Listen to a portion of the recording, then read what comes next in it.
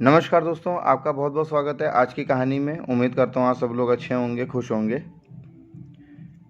दोस्तों, अगर इस दुनिया की बात करें तो ऐसे बहुत से छोटे या बड़े केस हैं जो ना जाने कितने सालों से सॉल्व नहीं हुए हैं, अनसॉल्व रहे हैं। कई केस ऐसे हैं जिसमें एक से बढ़कर एक अफसरों ने जांच पड़ताल करी, कई ज़हीन दिमाग अफसरों ने जांच पड़ताल करी, लेकिन केस को सॉल्व नहीं कर पाए। कभी कभी तो पुलिस ने कई ज़हीन दिमाग वाले जासूसों की भी मदद ली, लेकिन वो लोग भी इस केस को सॉल्व नहीं कर पाए। ऐसे कई केस हैं इस दुनिया में, चाहे जुर्म छोटा हो या बड़ा हो, लेकिन वो सॉल्व नहीं हो पाए और आज भी अनसॉल्व्ड हैं।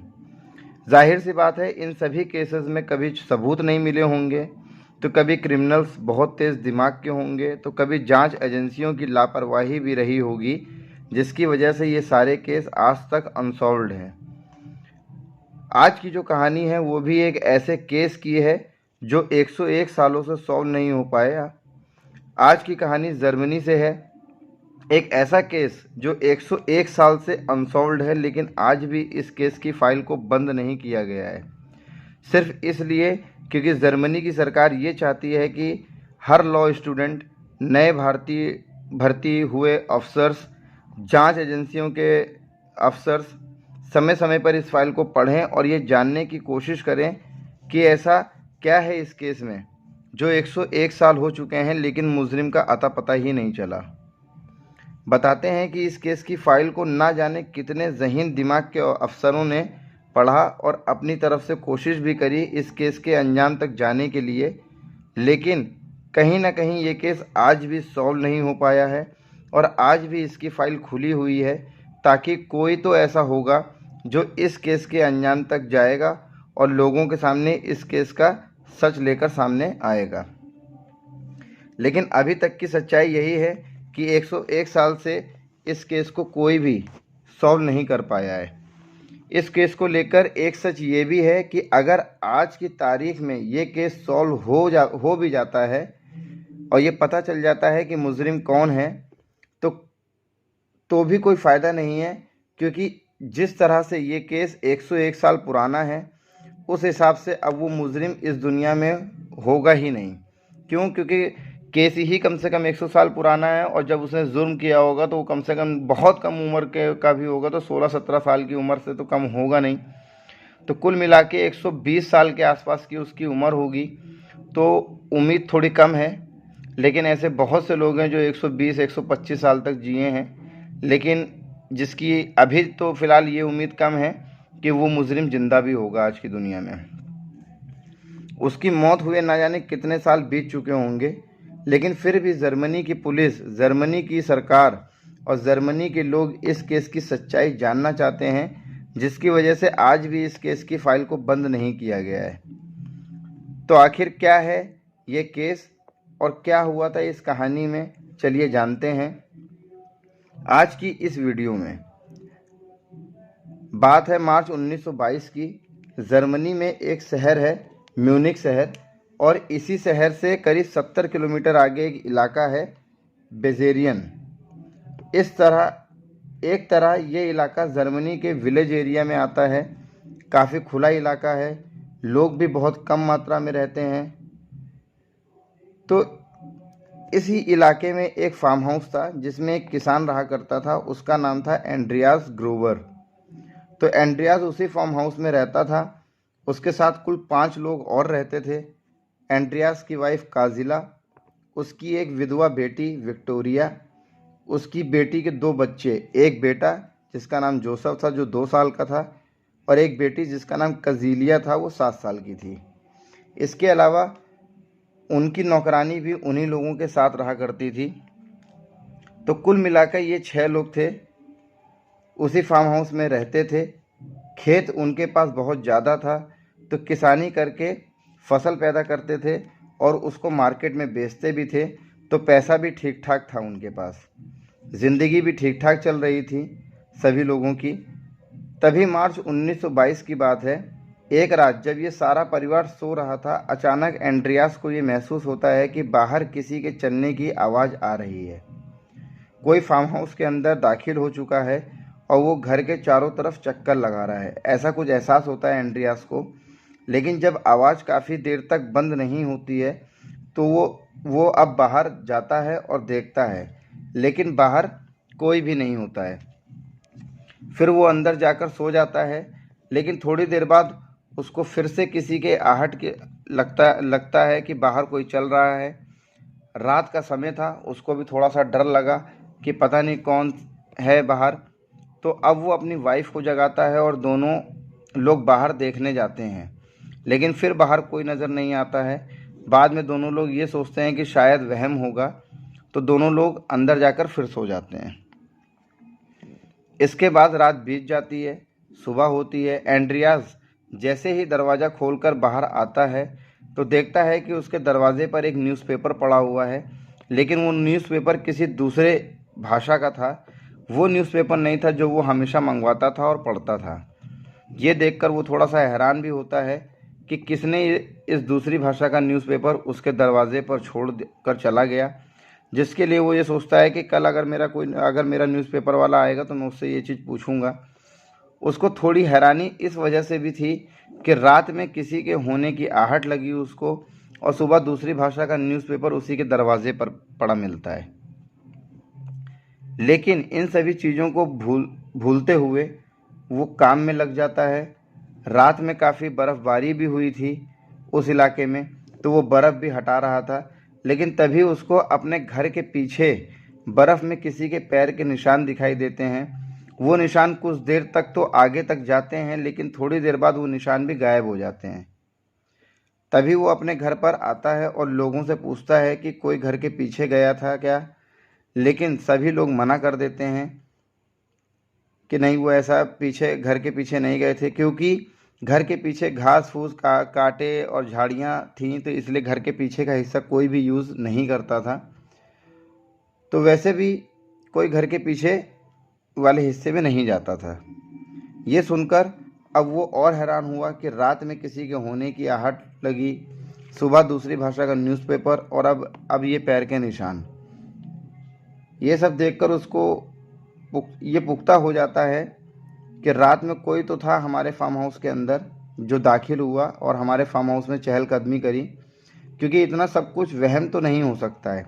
लेकिन इस बात की चर्चा वो अपने परिवार में नहीं करता है। लेकिन अब ये पैर वाली बात वो अपनी नौकरानी से भी पूछता है। वो अभी अभी नई नई आई थी उस घर में काम करने के लिए। उसने भी मना कर दिया कि वो पीछे नहीं गई थी, लेकिन जो नौकरानी पहले उनके यहाँ घर पर काम करती थी वो उस घर का काम छोड़कर इसलिए चली गई थी कि उसको, मतलब जो नौकरानी थी पुरानी वाली, वो घर का काम छोड़कर इसलिए चली गई थी क्योंकि उसका कहना ये था कि उस घर में रात में उसको किसी के रोने की, तो कभी चीखने की और कभी हंसने की, कभी चीखने चिल्लाने की आवाज़ सुनाई देती है। ये बात उसने एंड्रियास से और उसकी बीवी से भी बताया था, लेकिन वो लोग उसकी बात का विश्वास नहीं करते हैं। और बाद में वो नौकरानी डर के मारे उस घर से काम छोड़कर चली जाती है। उसके बाद उन्होंने इस नई नौकरानी को बुलाया था काम करने के लिए, और वो नई नौकरानी भी इन्हीं लोगों के साथ रहती थी।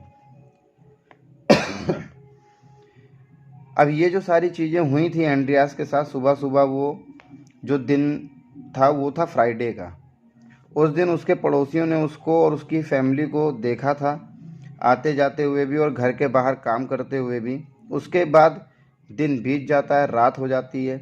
फिर सैटरडे का दिन आता है और बीत जाता है। फिर संडे का दिन आता है और वो भी दिन बीत जाता है। लेकिन एंड्रियास और उसके परिवार के लोग बाहर किसी को भी दिखाई नहीं देते हैं।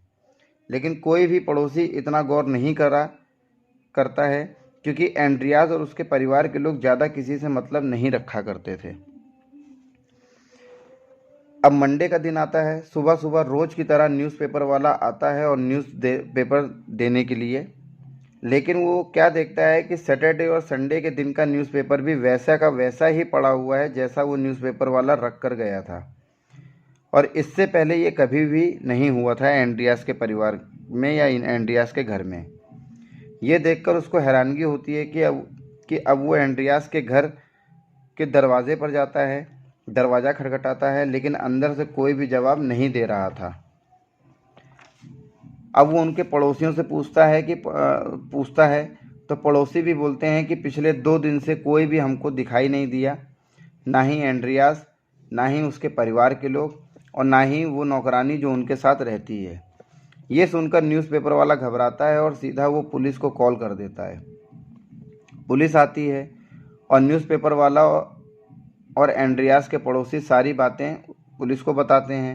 अब पुलिस पूरे फार्म हाउस की जांच पड़ताल शुरू कर देती है और तभी कुछ पुलिस के लोग उसी फार्म हाउस के बाड़े में जाते हैं जहां पर वो लोग घोड़े और गायों को पालते थे। अंदर जाते ही उन पुलिस वालों के होश उड़ जाते हैं, क्योंकि बाड़े के अंदर एंड्रियास, उसकी बीवी, उसकी विधवा बेटी और उसकी बेटी के दोनों बच्चों की लाश पड़ी हुई थी। लाशों को देखने से ही लग रहा था कि सभी को किसी तेज धार हथियार से मारा गया है और इन सभी को मरे हुए कम से कम 2 दिन से ऊपर हो चुका है।